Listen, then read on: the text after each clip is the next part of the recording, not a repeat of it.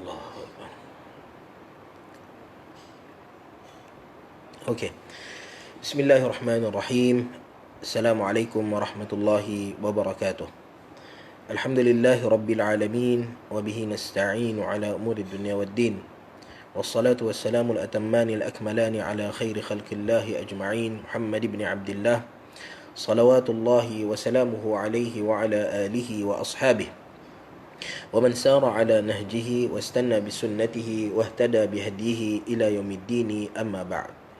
Muslimin muslimat yang dirahmati Allah Subhanahu wa taala, pertama dan selama-lamanya marilah kita terus meningkatkan ketakwaan kita kepada Allah Subhanahu wa taala dengan kita mentaati segala perintah Allah Subhanahu wa taala dan kita meninggalkan segala larangannya. Antara caranya adalah dengan kita terus bersyukur kepada Allah Subhanahu wa taala di atas segala apa yang Allah Subhanahu wa taala telah kurniakan kepada kita. Antaranya selain daripada nikmat kesihatan kita, selain daripada nikmat masa kita, selain daripada nikmat fizikal yang baik, selain daripada nikmat ilmu, pengetahuan, kemampuan kita untuk mendengar, nikmat rezeki yang Allah Subhanahu wa taala berikan kepada kita.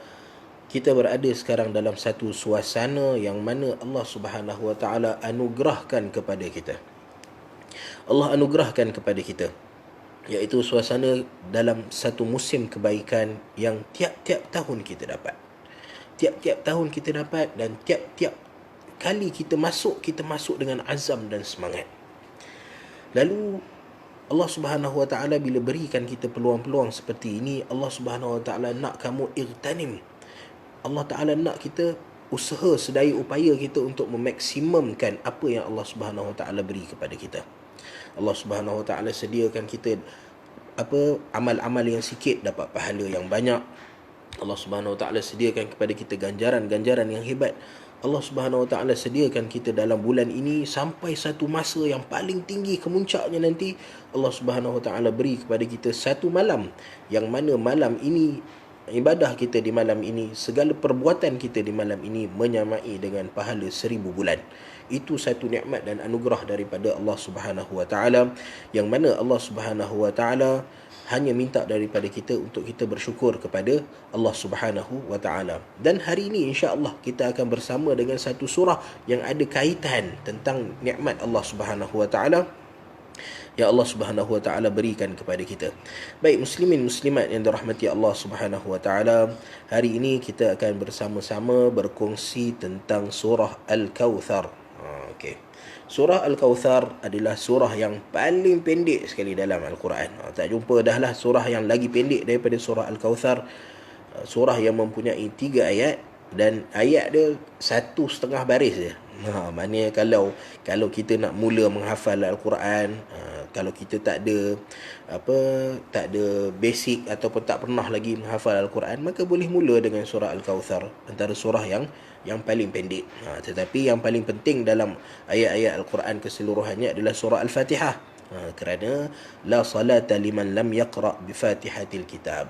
Tidak ada salat pada orang yang tidak membaca Al-Fatihah seperti mana yang ada dalam Al-Kitab, dalam Al-Quran Karim. Okay. Oleh kerana surah ini pendek, begitu pendek surah ini, maka kalau kita tengok dalam sejarah-sejarah, antara surah yang kita sebut antara surah yang orang paling suka baca, ataupun paling ni tak ada dalam sejarah lah, ini benda yang kita ambil dari segi logiknya. Benda yang surah yang paling orang suka nak baca mestilah surah Al-Kautsar, sebab dia pendek. Kalau nak jadi imam pun tak jumpa ayat mana nak baca pun, kita baca surah Al-Kautsar. Tetapi kalau kita tengok dalam sejarah-sejarah, maka kita dapati bahawa surah ini adalah surah yang paling menjadi mangsa. Jadi mangsa kepada apa? Jadi mangsa kepada orang-orang yang nak mengaku menjadi nabi-nabi palsu, yang mengaku menjadi rasul-rasul palsu. Sebab apa? Allah Subhanahu wa taala, antara bukti kenabian Nabi SAW adalah Allah Subhanahu wa taala berikan Al-Quran kepada baginda. Lalu ada manusia-manusia tertentu yang rasa dia nak mengaku jadi nabi selepas kewafatan Nabi SAW. Lalu orang akan tanya kepada dia, apa bukti kamu ni adalah nabi? Apa bukti kamu ni nabi? Lalu dia cara yang paling mudah untuk membuktikan bahawa dia nabi adalah telah turun kepada aku Al-Quran. telah turun kepada aku Al-Quran. Lalu kalau kita buka contoh dalam buku-buku tarikh seperti Al-Bidayah wa Nihayah Ibnu Kathir, lalu banyak dinukilkan bagaimana orang-orang yang mengaku menjadi nabi dan rasul, dia reka Al-Quran. Dia kata, apa bukti aku jadi nabi dan rasul adalah wahyu turun kepada aku. Lalu surah apa yang selalu jadi mangsa? Kalau nak reka surah Al-Baqarah, 49 muka surat dalam mushaf yang kita baca hari ini. Susah nak reka Al-Baqarah. Ataupun surah-surah yang sederhana panjang, surah Al-Mulk 3 muka surat, susah nak reka. Lalu yang paling mudah sekali nak reka adalah surah yang sama seperti surah yang paling pendek dalam Al-Quran, iaitu surah Al-Kawthar. Bahkan Allah Subhanahu Wa Taala, bila orang-orang kafir Quraisy, orang-orang yang tak mempercayai bahawa Al-Quran ini daripada Allah Taala, maka Allah Subhanahu Wa Taala cabar mereka. Allah Subhanahu Wa Taala cabar mereka dengan cabaran untuk bawa datang surah seperti Al-Quran. Lalu Allah Ta'ala kata, fa'tu bi suratim min mithlih. Allah Ta'ala kata, bawa datang satu surah yang sama macam surah dalam Al-Quran. Lalu surah paling pendek dalam Al-Quran yang paling senang, katalah kalau orang nak bawa benda yang seperti Al-Quran, maka yang paling pendek, yang paling mudah untuk dibawa adalah surah Al-Kawthar. Kerana pendeknya surah Al-Kawthar. Walau bagaimanapun, orang-orang yang cuba nak bawa seperti Al-Quran, maka akan terdedah dia punya kesilapan-kesilapan. Kerana Al-Quran, walaupun surah ini pendek, surah Al-Kawthar surah paling pendek, tapi dia mengandungi makna-makna, dia ada faedah-faedah yang sangat besar bagi, terutama bagi kita orang-orang yang beriman kepada Allah Subhanahu Wa Taala. Jadi insya-Allah sebelum kita cerita tentang surah Al-Kawthar, kita baca dulu surah Al-Kawthar insya-Allah. Okey. أعوذ بالله من الشيطان الرجيم بسم الله الرحمن الرحيم إنا أعطيناك الكوثر فصل لربك وانحر إن شانئك هو الأبتر. Okey. Itu surah Al-Kawthar. Pendek je 3 ayat. Lalu apa benda yang Allah Subhanahu Wa Taala nak sampaikan kepada kita daripada surah Al-Kawthar? Yang pertama, macam kita selalu sebut, nama surah ini adalah surah Al-Kawthar, di mana nama ini diambil turun-temurun. Kalau kita tengok dalam riwayat-riwayat yang datang daripada para salafus salih, maka kita tak dapati nama surah ini datang daripada Nabi SAW, ataupun nama surah ini dinukilkan oleh para sahabat bahawa ianya datang daripada Nabi SAW. Okey, maka kerana itu kita kata nama surah ini adalah ijtihad daripada para sahabat. Walau bagaimanapun, apabila suatu nama yang ijtihad itu dah diterima pakai oleh semua, maka kerana itu tidak ada nama lain yang digunakan dalam mushaf melainkan nama surah Al-Kawthar. Walau bagaimanapun, ada satu riwayat yang mana menceritakan apabila Umar bin Al-Khattab radhiyallahu taala anhu ditikam ketika nak salat, maka yang menggantikan tempat Umar bin Al-Khattab adalah Abdurrahman bin Auf.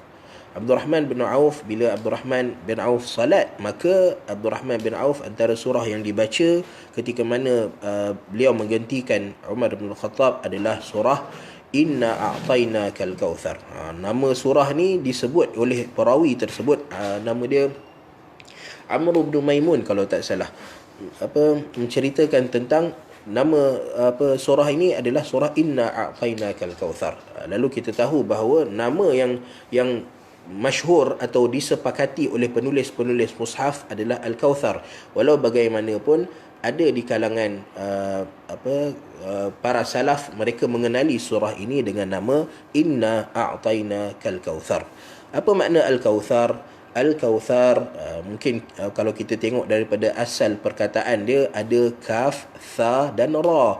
Kaf, tha dan ra maksud dia kathara atau kathura, maksudnya banyak. Banyak. So Al-Kawthar ini berasal daripada perkataan kathirun, ataupun maknanya banyak.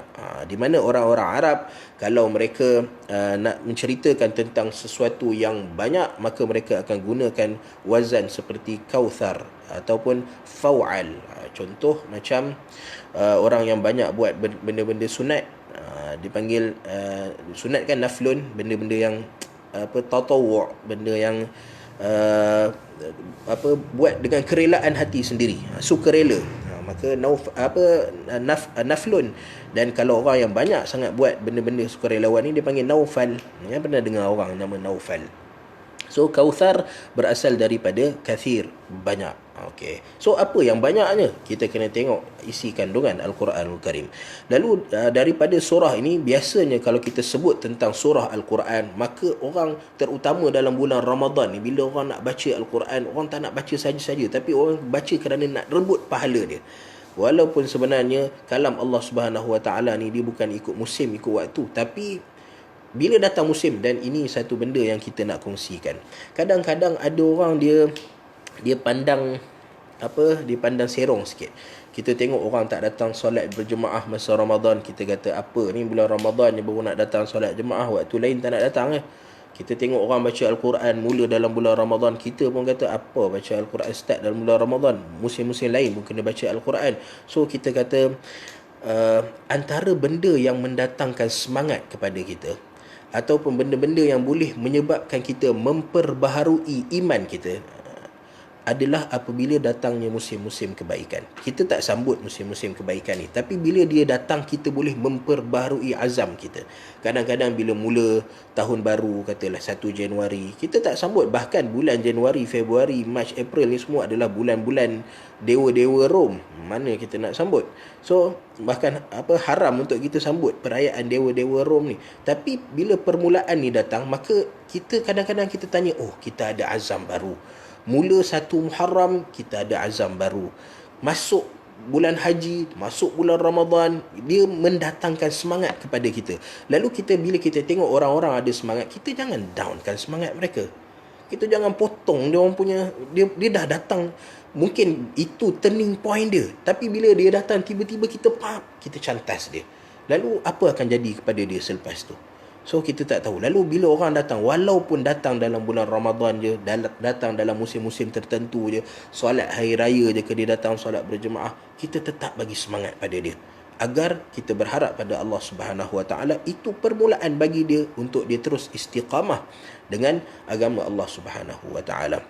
Okey, lalu ada orang-orang yang membaca Al-Quran ataupun beribadah pada musim-musim seperti ini kebaikan kerana mengharapkan ganjaran. Macam tu juga orang yang membaca Al-Quran, orang yang tengok Al-Quran, orang yang mengkaji Al-Quran kerana dia nak mengharapkan ganjaran daripada Allah Subhanahu Wa Taala. Lalu kita bagi tahu seperti biasa, surah Al-Kautsar adalah antara surah-surah dalam Al-Quran dan ia adalah kalam Allah Taala. Sudah tentu ada kelebihan apabila kita membacanya. Walau bagaimanapun, tidak ada kelebihan-kelebihan khusus yang datang berkenaan dengan surah Al-Kautsar, melainkan semua riwayat-riwayat tersebut adalah riwayat-riwayat yang palsu, bukan hanya dhaif, bukan lemah, tetapi palsu. Okey. Antara riwayat-riwayat yang banyak diceritakan tentang kelebihan surah Al-Kautsar ialah siapa yang baca surah Al-Kautsar, maka Allah Subhanahu Wa Taala akan bagi minum daripada sungai dalam syurga. Nak relate juga kerana Kautsar, nanti kita tengok bahawa Kautsar ni adalah sungai yang Allah Taala sediakan kepada Nabi SAW. Lalu kerana nak relatekan juga dengan Al-Kautsar ni, maka ada sebahagian kata, siapa yang baca surah Al-Kautsar, maka Allah Taala akan bagi minum daripada sungai-sungai dalam syurga. Kalau kita dapat masuk syurga Allah Subhanahu Wa Taala, sudah tentu kita dapat minum daripada sungai-sungai dalam syurga. Okey. Ada riwayat yang lain pula yang mengatakan bahawa siapa yang baca surah Al-Kautsar, maka dia akan dapat pahala setiap orang yang berkorban di jalan Allah Subhanahu Wa Taala. Seronok macam tu. Kita nak berkorban ni, dia bukan hanya perlukan tenaga untuk sembelih, tapi berkorban ni kita berkorban tenaga dan kita berkorban harta kita. So pengorbanan orang yang berkorban tu tinggi.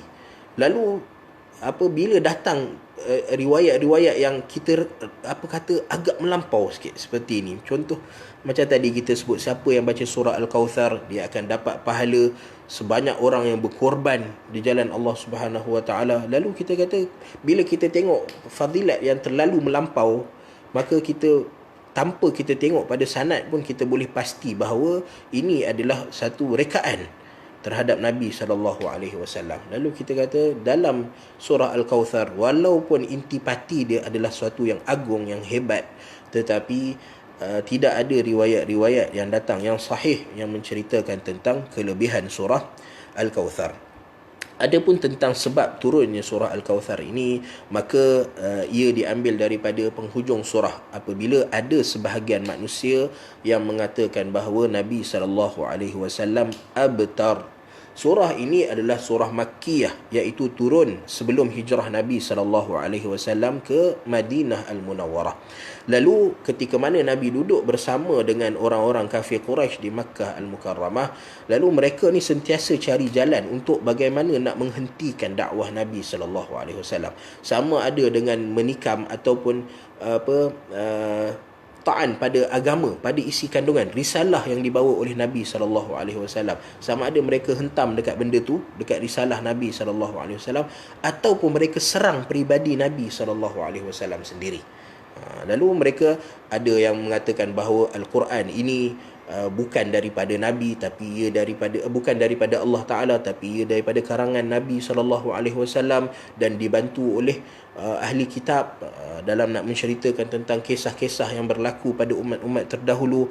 Ada yang kata Nabi SAW ni majnun, ada yang kata Nabi SAW ni syair, penyair, ada yang kata Nabi SAW ni, dengan pelbagai tuduhan-tuduhan diberi kepada Nabi SAW. Tujuannya tak lain dan tak bukan supaya Nabi SAW berhenti daripada berdakwah. Antara benda yang dilemparkan kepada Nabi SAW ialah abtar. Nabi SAW abtar. Apa dia abtar? Mungkin kita pernah dengar satu hadis daripada Nabi SAW. Hadis ni walaupun dipertikaikan kesahihan dia, walau bagaimanapun dia banyak diriwayatkan dalam buku-buku yang menggalakkan kita untuk melakukan amalan-amalan. Hadis kullu amrin dhi balin la yubda'u fihi bi bismillah fahuwa abtar. Setiap amalan yang tidak dimulai dengan bismillahirrahmanirrahim maka terputus. Abtar maksud dia aqta', terputus daripada rahmat Allah Subhanahu wa taala. Lalu orang-orang kafir Quraisy, antara tuduhan atau antara benda siksaan, cacian yang diberi kepada Nabi SAW adalah Nabi adalah abtar. Abtar, terputus. Apa yang terputus pada Nabi SAW? Terputus zuriat keturunan Nabi SAW. Kenapa? Kerana Nabi SAW ataupun mana-mana orang sekalipun, nama dia akan kekal disebut kalau dia dapat anak lelaki. Dapat anak lelaki, contoh anak saya nama Farhan, lalu Farhan bin Muhammad Uzair, akan kekal nama.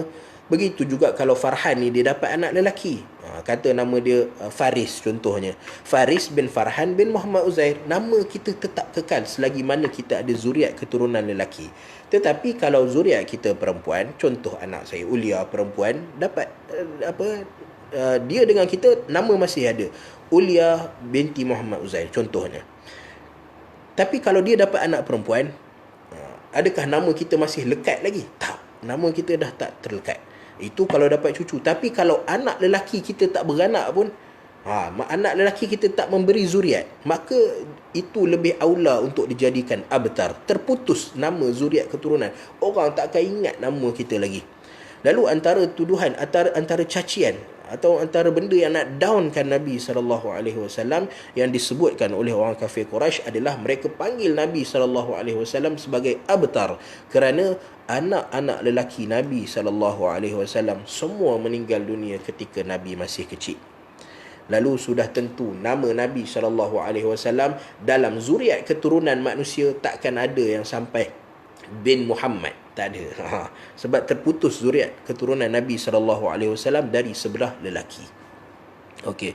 Lalu ini antara ayat-ayat yang sering diutarakan oleh orang-orang yang tak suka kepada Nabi. Lalu antara riwayat manusia-manusia yang suka memanggil Nabi SAW dengan abtar ini adalah seorang lelaki yang nama dia Al-As ibn Wa'il. Al-As ibn Wa'il As-Sahmi kita pernah cerita sebelum ni dalam surah Al-Humazah, bagaimana dia adalah antara manusia yang ego, takabur. Allah Ta'ala bagi kekayaan pada dia, Allah Ta'ala bagi zuriat keturunan pada dia, Allah Ta'ala bagi pengikut yang ramai pada dia, kerana dia adalah ketua kepada kabilah As-Sahmi, dan dia adalah antara kabilah yang memenangi peperangan dalam Harbul Fijar, perang 100 tahun dekat Mekah.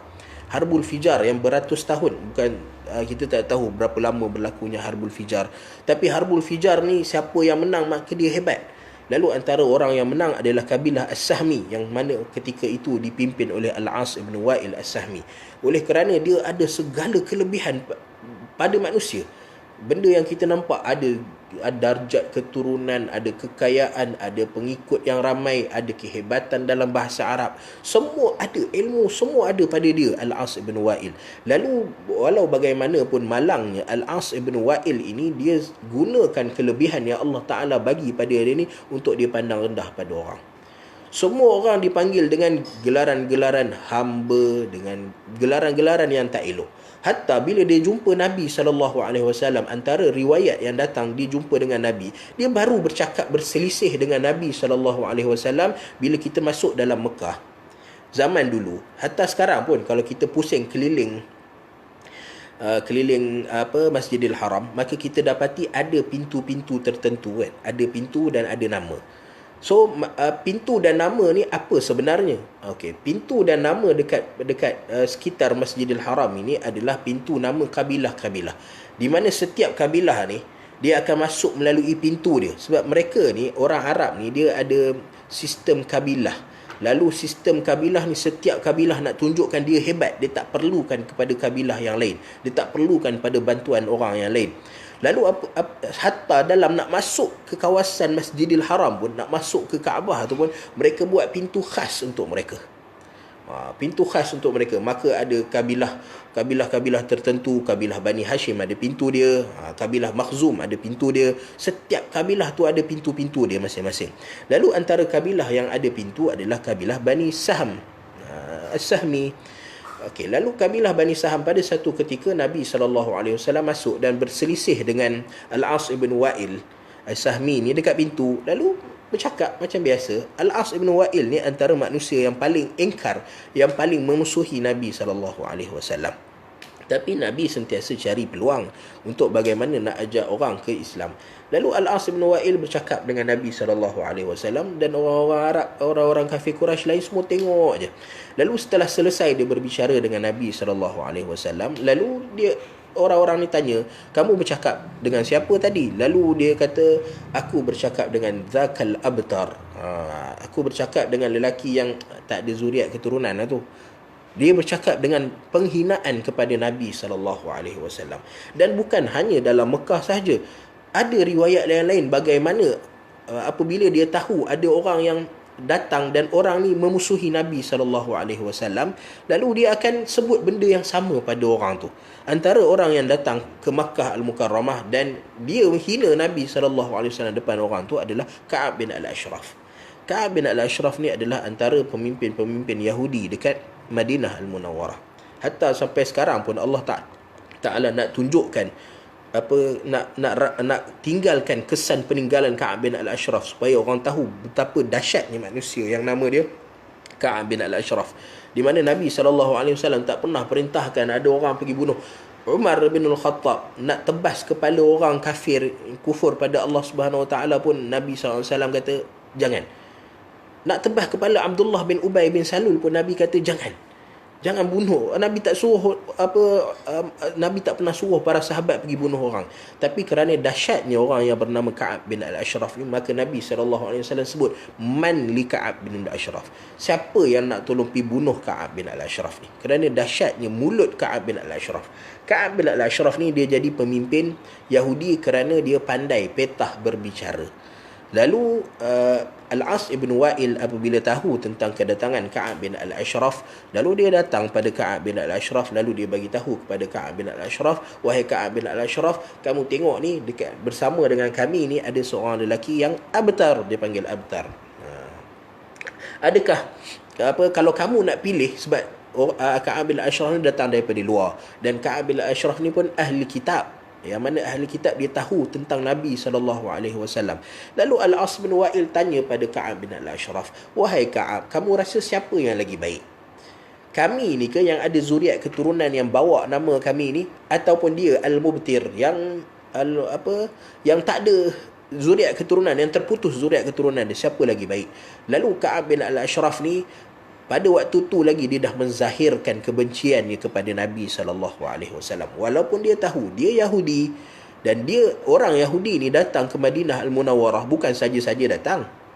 Kalau nak pergi pindahlah tempat-tempat yang lebih baik daripada padang pasir dekat Madinah ataupun dekat Makkah Al-Mukarramah. Tapi mereka datang ke Madinah kerana mereka tahu Nabi akan dibangkitkan di satu kawasan yang baina labbatain, antara dua tanah hitam yang tinggi, iaitu Madinah Al-Munawwarah. Lalu bila dia tahu, lalu mereka berpindah ke Madinah Al-Munawwarah dengan harapan nak sambut kedatangan Nabi akhir zaman. Tapi bila tahu Nabi ni datang daripada Arab, terus tukar, daripada tunggu terus benci kepada Nabi SAW. Lalu kerana kebencian, lalu Ka'ab bin Al-Ashraf ni dia buat syair-syair yang menghina Nabi SAW. Sampai Nabi kata, "Man li Ka'ab bin Al-Ashraf?" Siapa yang nak pergi tolong pergi bunuh Ka'ab bin Al-Ashraf? Dan Ka'ab bin Al-Ashraf ni dibunuh oleh sepupu dia sendiri. Dibunuh oleh sepupu dia sendiri. Okey. Lalu nak ceritanya tentang Al-As ibn Wa'il ni punya jahatnya dia, dan bahkan banyak ayat-ayat Al-Quran yang turun kepada Al-As ibn Wa'il ni kerana betapa jahatnya manusia yang nama Al-As ibn Wa'il. Dan dia mati sebelum perang Badar.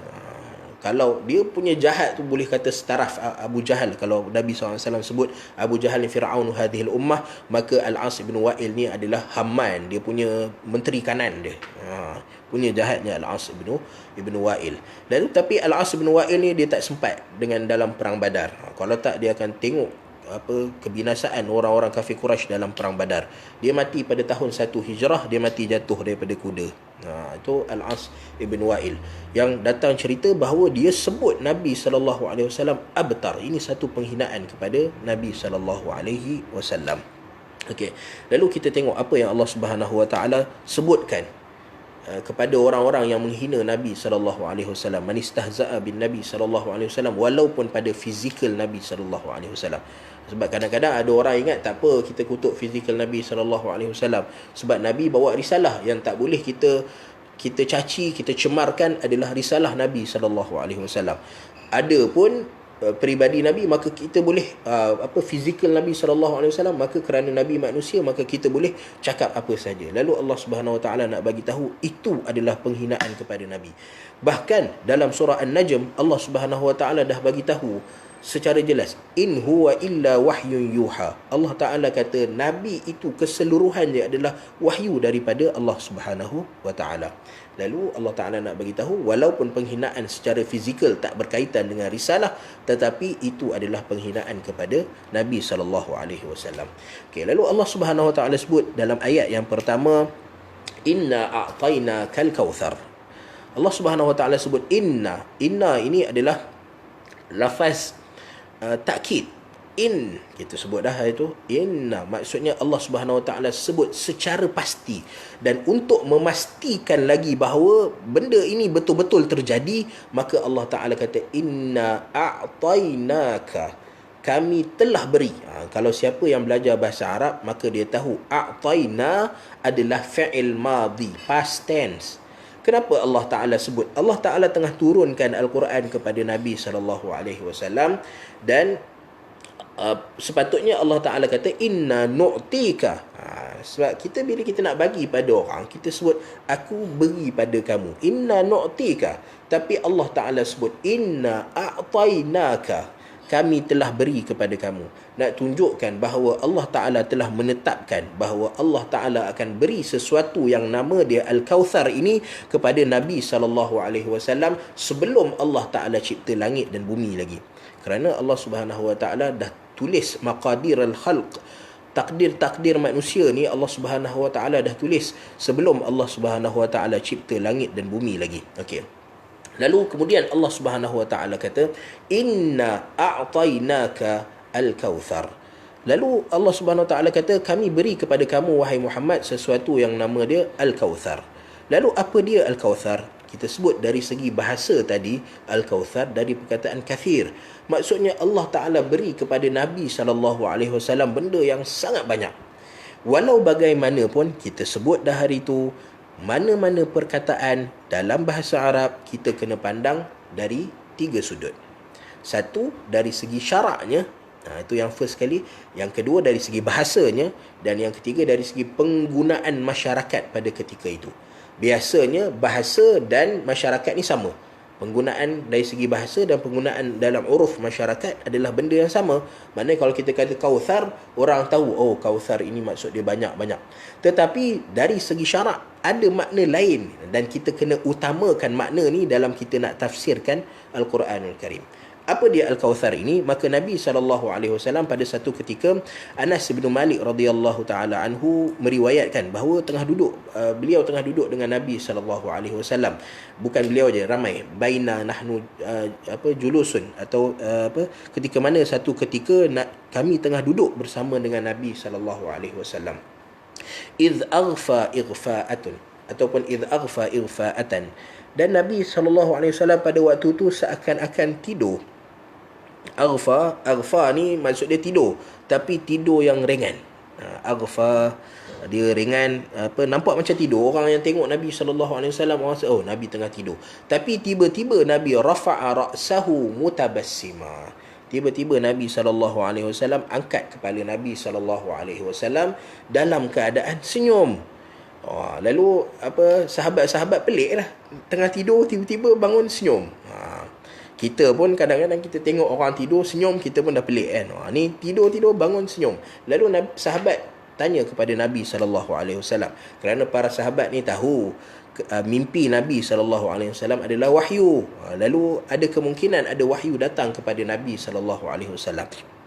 Lalu para sahabat ni tanya pada Nabi SAW, ma adhakaka ya Rasulullah, apa yang menyebabkan kamu senyum, ketawa? Senyum Nabi SAW.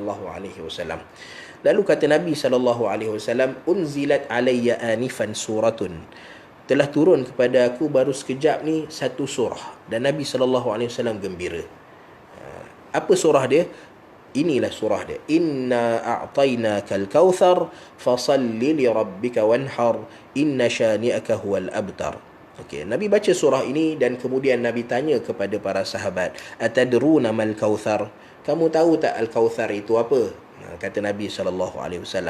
Lalu sahabat-sahabat ini adab dengan para sahabat, dengan Nabi SAW. Walaupun mereka boleh reka jawapan, kata, wahai Rasulullah, Al-Kautsar itu mungkin syurga untuk kamu ke? Al-Kautsar itu mungkin nama bidadari ke? Kan kita ada nama, zaman sekarang kan ada nama perempuan-perempuan yang nama dia Kautsar. So boleh kita bagi jawapan macam-macam, tapi adab. Kalau kita tak tahu jawapan, belajarlah sebut Allahu a'lam. Belajar sebut Allahu a'lam. Ataupun kalau kita tahu sekalipun tapi kita nak faedah, kita sebut juga Allahu a'lam. Seperti mana para sahabat Nabi sebut Allahu wa rasuluhu a'lam. Okay. Allahu wa rasuluhu a'lam. Maka Nabi SAW sebut Al-Kautsar itu adalah nahrun wa'adanihi Rabbi azza wa jalla. Nabi SAW sebut bahawa Al-Kautsar ini adalah satu sungai, yang mana sungai ini adalah sungai yang telah dijanjikan Allah Subhanahu wa taala kepada Nabi SAW. Alaihi khairun kathir. Dalam sungai ini ada kebaikan yang banyak. Dan Nabi SAW kata, inilah haudi. Sungai ini adalah haud ataupun kolam Nabi SAW, di mana selepas daripada proses hisab, maka manusia menuju ke syurga Allah Subhanahu wa taala, mereka akan lalu pada kolam Nabi SAW. Lalu kolam Nabi SAW ni Nabi akan bagi orang semua minum. Dan ada keadaannya Nabi SAW bagi kelebihan. Siapa yang nak datang minum dulu, Nabi bagi ahli Yaman, orang yang duduk dekat Yaman, minum dulu. So Nabi SAW menceritakan tentang sungai yang Allah Subhanahu Wa Taala berikan kepada baginda, dan sungai inilah haud, kolam. Okey. Lalu kita tanya, macam mana sungai boleh jadi kolam? Sungai ini benda yang mengalir, kolam ni benda yang bertakung. Lalu dalam satu riwayat lain dalam Sahih Muslim, hadis Anas bin Malik ni datang dalam Sahih Muslim, dan dalam Sahih Muslim juga Nabi SAW menyebutkan bahawa haud ni adalah puncanya adalah daripada mizaban, daripada mizab. Mizab ni tahu mizab? Mizab ni cakap macam mana? Ruang rumah kita daripada bumbung, kadang-kadang air bertakung kan atas bumbung. Bila hujan turun, dia air bertakung. So kita buat satu corong air turun ke bawah. Ini nama dia mizab. Siapa yang pernah tengok Kaabah contohnya, kan ada satu laluan air yang macam color emas tu. Itulah mizab. Maksudnya haud Nabi SAW, punca air dia adalah mizaban, dua corong air yang datang daripada syurga Allah Subhanahu Wa Taala. Okey, dan corong ni, laluan air ni, satu daripada zahab, daripada emas, dan satu lagi daripada waraq, daripada perak. Okey. So Nabi SAW cerita bagaimana sungai yang nama dia Kauthar ini, dia imtidad, yamtad, dia memanjang daripada sungai dalam syurga sehinggalah haud Nabi SAW juga dinamakan sebagai Al-Kauthar. Maka kalau kita baca buku-buku orang yang menulis tentang peristiwa-peristiwa akhir zaman, maka kita akan dapati bahawa apabila disebutkan Al-Kauthar, maka mereka akan sebut sama ada Al-Kauthar itu kolam ataupun sungai. Dan keseluruhan benda tu adalah Al-Kauthar, benda yang Allah Subhanahu Wa Taala janjikan kepada Nabi SAW. Dan satu benda yang kita nak sentuh adalah dalam hadis Anas bin Malik ni, Nabi SAW sebut tentang orang-orang yang datang kepada nak minum daripada haud. Kerana siapa yang minum haud ni, satu ciri dia, Nabi kata dia abyadu minal laban, dia lebih putih daripada susu, dan ahla minal asal, yang lebih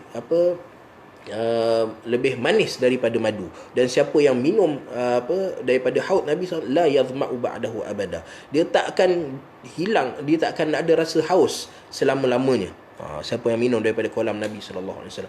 Walau bagaimanapun, dalam hadis Anas, Nabi SAW beritahu, fayukhtalajul abdu minhum, ada di kalangan manusia yang datang kepada Nabi SAW, dan yang datang kepada haud Nabi ni, kolam Nabi, semua orang yang beriman kepada Allah Subhanahu Wa Taala. Lalu Nabi SAW kata, dah datang minum, tetapi fayukhtalajul abdu minhu. Yukhtalaj maksudnya khalij, tahu khalij, daripada yukhtalaj ni, daripada khalij. Khalij ni maksudnya dia terpisah daripada tanah besar. Dia satu benua ataupun satu kawasan daratan yang luas, tiba-tiba ada satu tu dia terpisah sikit, dia tergantung. Itu nama khalij, teluk kan, dia tak bersambung. So fayukhtalaj maksudnya orang ni tak dibenarkan untuk sekali pergi minum haud.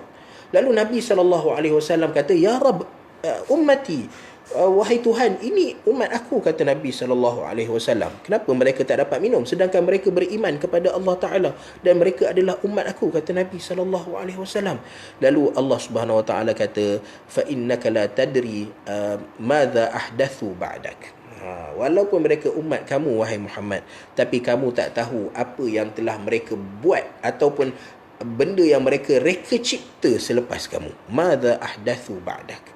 Maksudnya Allah Ta'ala benarkan semua orang-orang yang beriman pada Allah Ta'ala untuk minum daripada haud, melainkan orang-orang yang melakukan perbuatan yang kita panggil sebagai bid'ah, iaitu mengada-adakan sesuatu upacara dalam agama yang mana tidak ada sandaran daripada agama, tidak ada dalil, tidak ada bukti bahawa ini daripada agama, lalu dia buat satu upacara, satu ibadah, satu amalan, dan dia nisbahkan amalan tu kepada agama. Lalu orang-orang ni Allah Subhanahu Wa Taala tak benarkan mereka untuk berada dalam al-haud. Lalu al-haud ni adalah al-Kauthar, yang daripada sungai dalam syurga yang diberikan kepada Nabi SAW. Dan Allah Ta'ala datangkan benda ni untuk bagi kegembiraan kepada Nabi SAW. Allah Ta'ala seolah-olah nak bagi tahu, wahai Muhammad, mereka mencaci kamu kerana kamu tak ada anak lelaki, kamu tak ada zuriat keturunan, tapi Allah Ta'ala sediakan bagi kamu sesuatu yang lebih besar dan lebih banyak, Al-Kauthar. Allah Ta'ala sediakan bagi kamu sungai-sungai, Allah Ta'ala sediakan bagi kamu kolam untuk manusia semua datang kepada kamu. Dan orang yang sebut pada tu apa yang dia dapat, nanti Allah Taala sebut inna syani'aka huwal abtar pada akhir surah nanti. Lalu Allah Subhanahu Wa Taala sebut inna a'tainakal kautsar, kami telah bagi kepada kamu wahai Muhammad, kami dah tetapkan bahawa ini untuk kamu wahai Muhammad. Fasalli li rabbika wanhar, dan oleh kerana kamu dapat benda yang banyak, maka fasalli li rabbika wanhar. Fa dekat sini adalah fa sababiyah. Maka oleh kerana kamu dapat anugerah yang besar, yang hebat, yang banyak daripada Allah Ta'ala, maka kamu zahirkan kesyukuran kamu. Okey, ayat ini walaupun tuju kepada Nabi SAW, sebab yang dapat Al-Kautsar ni hanya Nabi SAW, tetapi daripada asal perkataan Al-Kautsar iaitu banyak, ayat ini juga boleh ditujukan kepada umat Nabi SAW. Kita umat Nabi SAW, Allah beri kepada kita kebaikan yang banyak, dan mungkin kebaikan yang banyak itu lebih daripada umat-umat terdahulu. Mana ada umat terdahulu dapat satu malam, ibadah pada satu malam menyamai 83 tahun. Mana kita nak jumpa? Dalam umat-umat terdahulu tak dapat. Bagaimana kita nak jumpa orang yang buat salah, dosa sebesar mana pun dengan Allah Ta'ala, pergi istighfar pada Allah Subhanahu Wa Ta'ala, pergi bertaubat daripada Allah Ta'ala, Allah Ta'ala terima taubat walaupun banyak mana. Lau ataitani biqurabil ardi khataya, syarat dia kita tak syirik pada Allah Ta'ala, Allah Ta'ala akan ampun. Wala ubali, kata Allah Ta'ala, aku tak pandang, tak kisah pun berapa banyak dosa kamu, yang penting kamu istighfar kepada aku. Kuntum khaira ummatin ukhrijat linnas, kamu ni manusia yang paling khaira ummah, sebaik-baik umat yang Allah Ta'ala keluarkan kepada manusia di atas muka bumi. So ini kelebihan yang Allah Subhanahu Wa Ta'ala bagi kepada kita. Tak kira lagi nikmat-nikmat kecil yang Allah Subhanahu Wa Ta'ala bagi pada kita, nikmat fizikal kita yang baik, nikmat kita mampu buat apa yang kita nak buat. So ini semua anugerah daripada Allah Ta'ala, dan Allah Ta'ala tak minta daripada kita untuk balas balik pun. Allah Ta'ala hanya minta untuk kita bersyukur kepada Allah Ta'ala. Dan dalam nak menyebutkan rasa syukur kepada Allah Subhanahu Wa Ta'ala, maka Allah Ta'ala sebut fasalli li rabbika wanhar. Allah Subhanahu Wa Ta'ala sebut dua benda ni. Yang pertama, fasalli li rabbika wanhar. Yang pertama, salat kamu. Salat dalam bahasanya adalah doa. Lalu Allah Subhanahu Wa Ta'ala fasalli, di sini tidak ada takkid, tidak ada kita nak kata Allah Ta'ala masukkan solat ke, atau Allah Ta'ala masukkan doa dekat sini. So bila Allah Ta'ala kata fasalli, maksudnya dekat sini doa dan solat. Wajib ke solat yang fardu ke, solat tak fardu ke, buatlah apa-apa solat, berdoalah kamu pada Allah Subhanahu Wa Ta'ala, kerana itu tanda syukur kamu kepada Allah Ta'ala. Lalu kita tahu bahawa orang-orang yang tak solat ataupun tak memperbanyakkan solat dia, ataupun yang lagi dahsyat tak berdoa, solat ni mungkin ada sebahagian orang rasa berat, sebab Allah Ta'ala memang sebut wasta'inu bis-sabri was-salah wa innaha lakabiratun illa 'alal khashi'in. Benda solat ni benda yang berat, amrun azim, benda yang berat, dan ada sebahagian orang dia rasa beban dengan solat dia. Tetapi Allah Subhanahu Wa Ta'ala nak bagi tahu fasalli, antara isi kandungan solat tu, fasalli itu adalah doa. So doa ni apa yang berat? Kita duduk macam ni tanpa angkat tangan pun kita boleh doa. Tak semestinya berdoa tu kena menghadap kiblat, angkat tangan, nak kena berwuduk. So doa ni benda yang kita boleh buat pada bila-bila masa. Angkat tangan, Allahumma ghfirli, itu doa. Rabbana atina fid dunya hasanah, itu doa. So benda yang simple, doa. Doa ini adalah tanda seorang hamba tu bersyukur kepada Allah Subhanahu Wa Ta'ala. Sebab tu kalau kita nak tengok diri kita ni bersyukur pada Allah Subhanahu Wa Ta'ala ke, ataupun diri kita sombong dengan Allah Ta'ala ke, tengok kita ni bagaimana hubungan kita dengan Allah Ta'ala. Tengok solat kita dengan Allah Ta'ala macam mana. Tengok kita punya pengharapan, doa kita pada Allah Subhanahu Wa Ta'ala macam mana. Kalau kita mampu untuk solat tanpa kita rasa itu satu bebanan, kalau kita sentiasa berusaha untuk mendekatkan diri dengan berdoa pada Allah Ta'ala, itu tandanya kita ada bibit-bibit kesyukuran dalam diri kita. Tapi kalau nak doa pun malas. Dengar tambah lagi tahu pada hari ni, contoh hari ni hari Jumaat, ada waktu mustajab doa. Tambah macam waktu sekarang di tengah hujan. Siapa yang duduk kat Kuala Lumpur dapatlah tengok hujan. Antara waktu yang mustajab doa. Campur lagi tu, kita berpuasa waktu mustajab doa. Antara orang-orang yang dikabulkan doa dia adalah as-saim hatta yuftir, orang yang berpuasa sampai dia berbuka. So itu waktu untuk berdoa. Tambah dengan waktu hujan. Hari ni hari Jumaat pula, kita boleh campur sekali waktu kita berpuasa dan waktu mustajab doa pada hari Jumaat. Walaupun ada riwayat yang kata waktu mustajab doa pada hari Jumaat adalah pada iltamisuha fi akhir sa'atan ba'dal asri. Carilah waktu ni pada 1 jam terakhir selepas asar. Maksudnya sejam sebelum masuk maghrib. So walaupun ada waktu tu, tapi Allah Ta'ala sembunyikan bila waktu mustajab hari Jumaat untuk kita berdoa pada Allah Ta'ala. Kita puasa hari Jumaat, waktu hujan. So 3 keadaan. Allahumma sayyiban nafi'ah, Allahumma sayyiban nafi'ah, Allahumma sayyiban nafi'ah. Doa minta pada Allah Subhanahu Wa Ta'ala. Benda simple.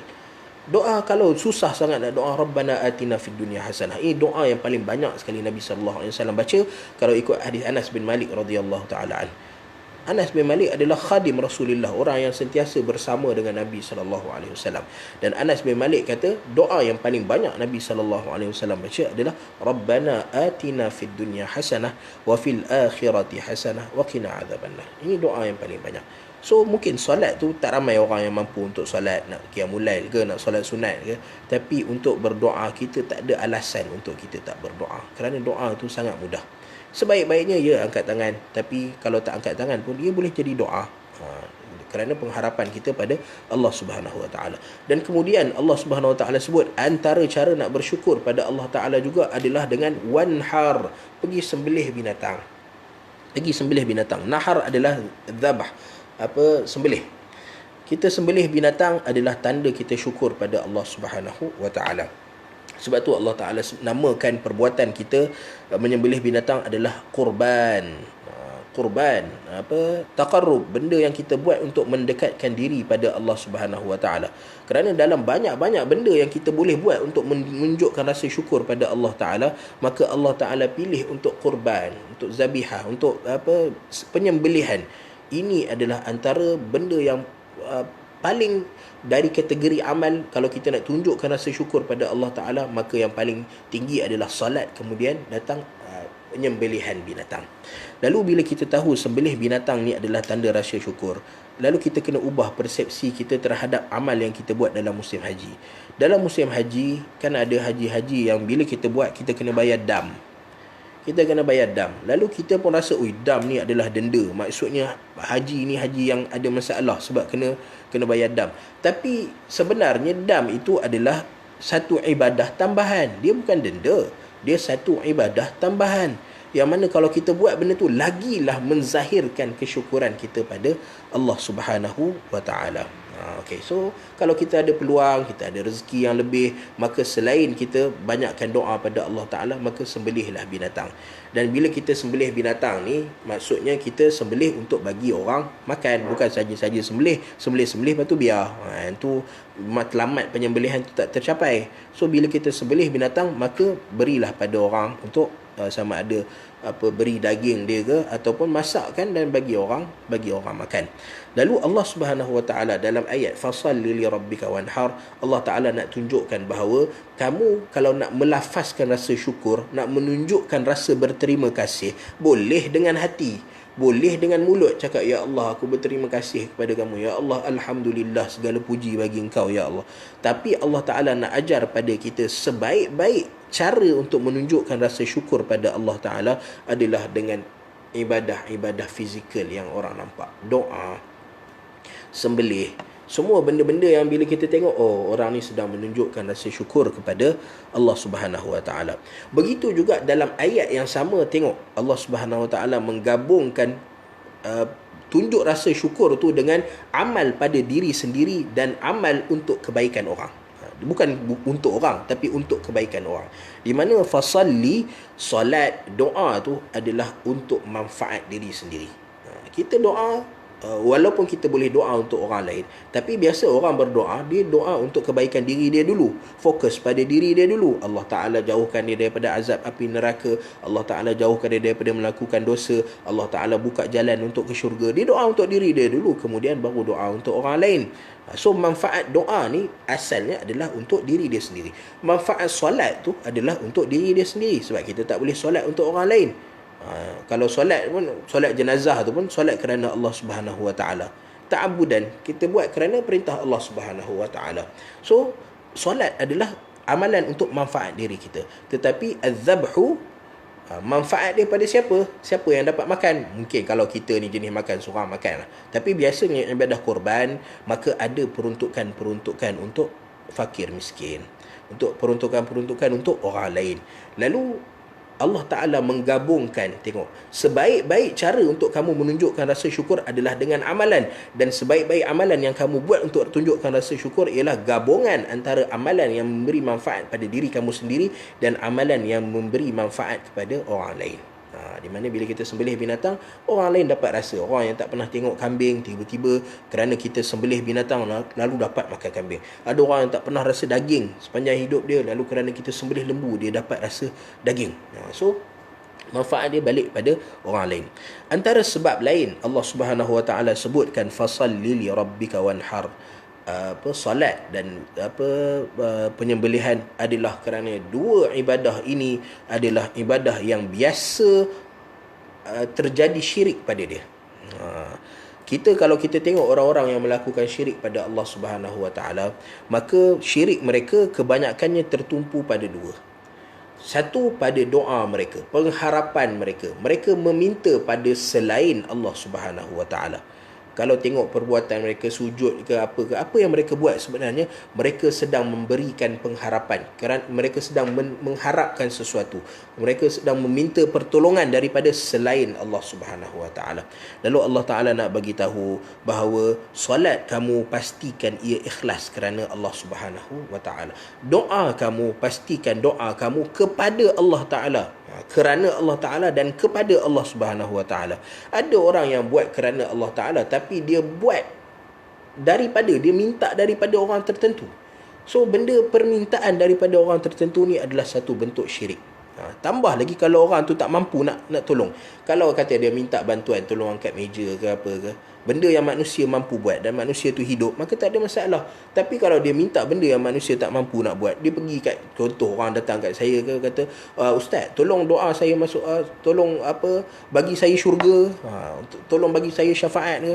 Kalau nak minta tolong doa tu mungkin kita boleh tolong doa. Tapi kalau minta terus daripada kita, tolong bagi saya syurga, tolong bagi saya syafaat, itu permintaan benda yang khusus pada Allah Ta'ala. Allah Ta'ala je yang boleh bagi, nak tentukan syurga atau neraka. So di sana ada bentuk syirik kepada Allah Subhanahu wa taala. Tapi yang lebih dahsyat adalah apabila kita meminta daripada orang yang dah mati.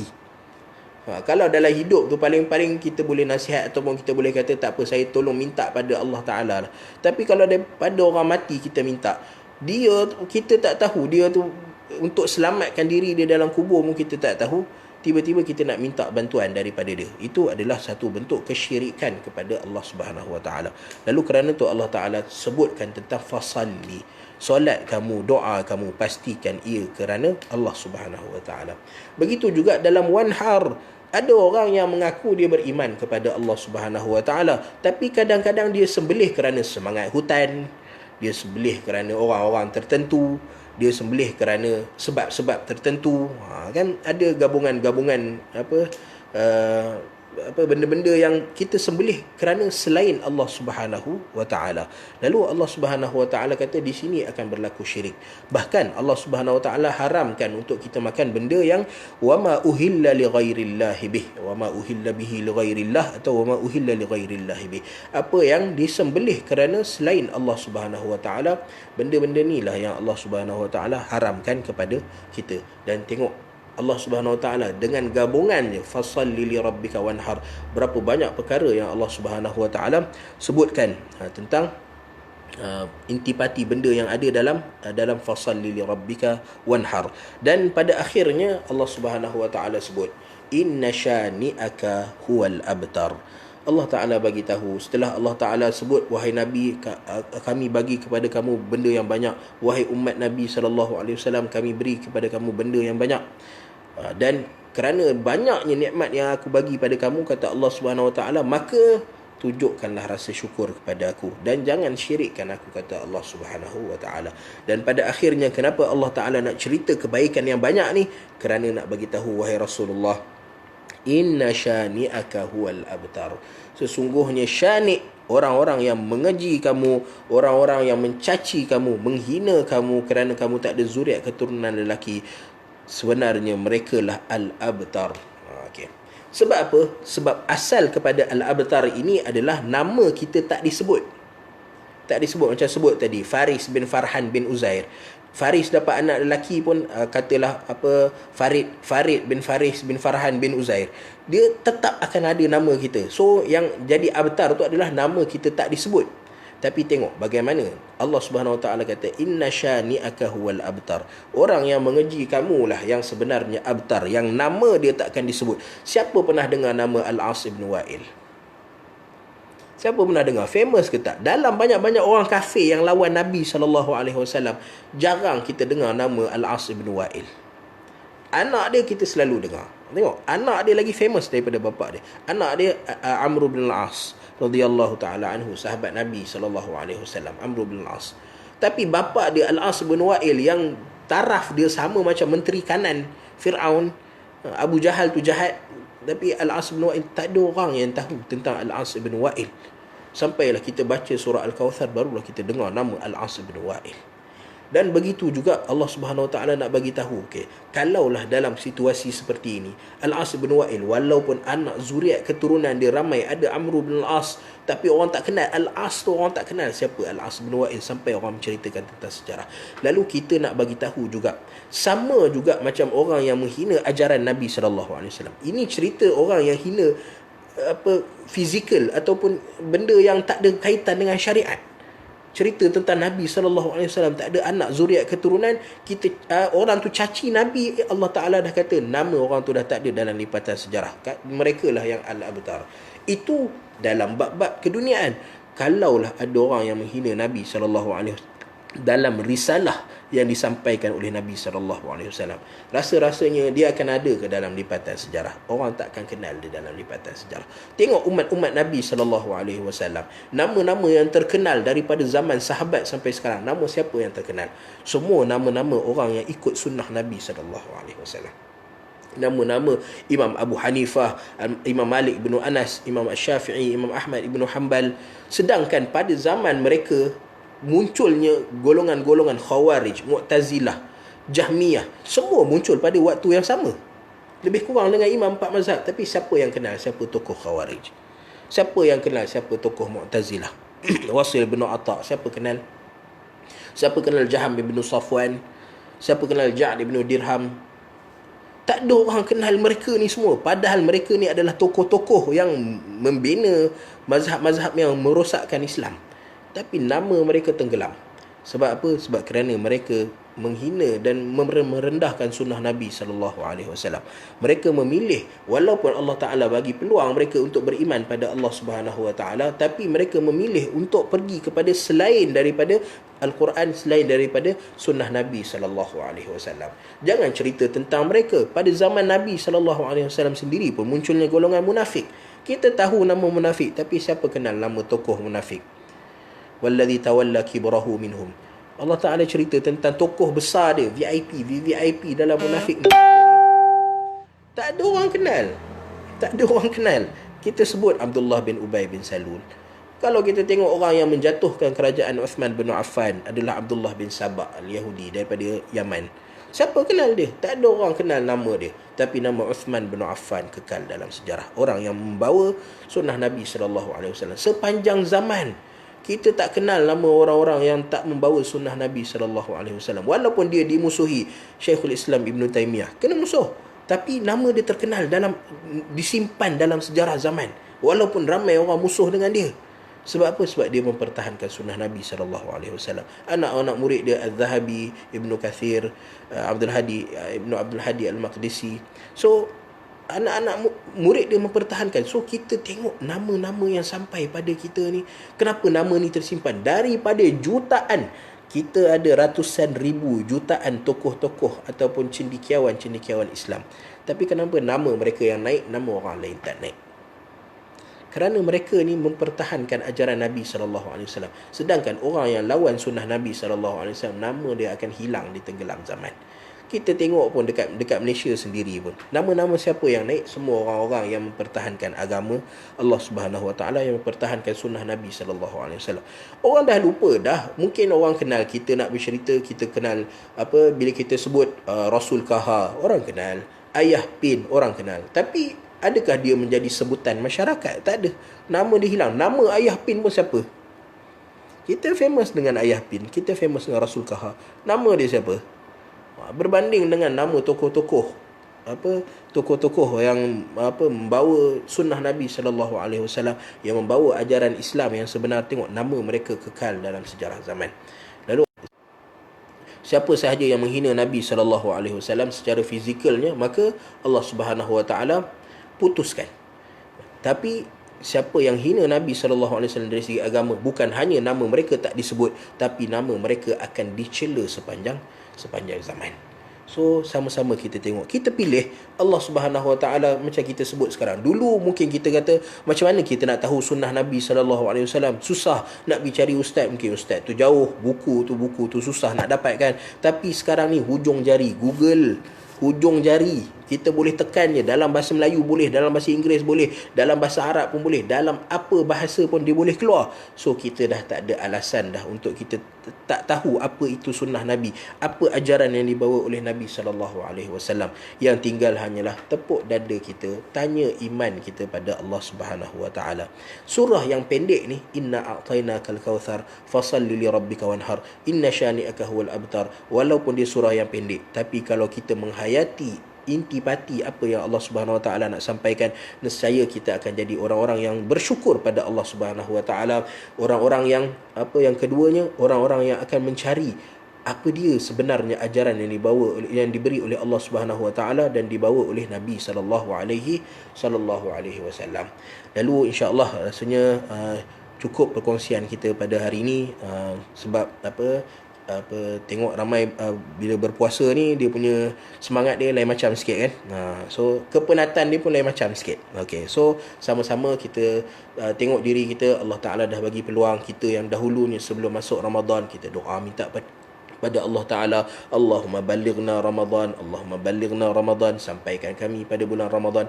Tapi dah sampai, nak buat apa pula? Doa pada Allah Ta'ala agar Allah Ta'ala berkati Ramadan kita. Allahumma barik lana fi Ramadan, Allahumma barik lana fi Ramadan. Doa, minta Allah Subhanahu Wa Ta'ala bagi taufik supaya perjalanan hidup kita adalah dalam Ramadan ni semuanya bermanfaat kepada diri kita dan bawa kita semakin hampir kepada Allah Subhanahu Wa Taala. Lalu apa yang baik tu daripada Allah Subhanahu Wa Taala, yang buruk tu daripada kelemahan diri saya sendiri. Lalu kita tangguhkan dulu perkongsian kita pada petang ini dengan kafaratul majlis. Subhanakallahumma wa bihamdik, asyhadu an la ilaha illa anta, astaghfiruka wa atubu ilaik. Wa sallallahu ala Muhammad wa ala alihi wa sahbihi wa sallam. Walhamdulillahi rabbil alamin. Jazakumullah khairan.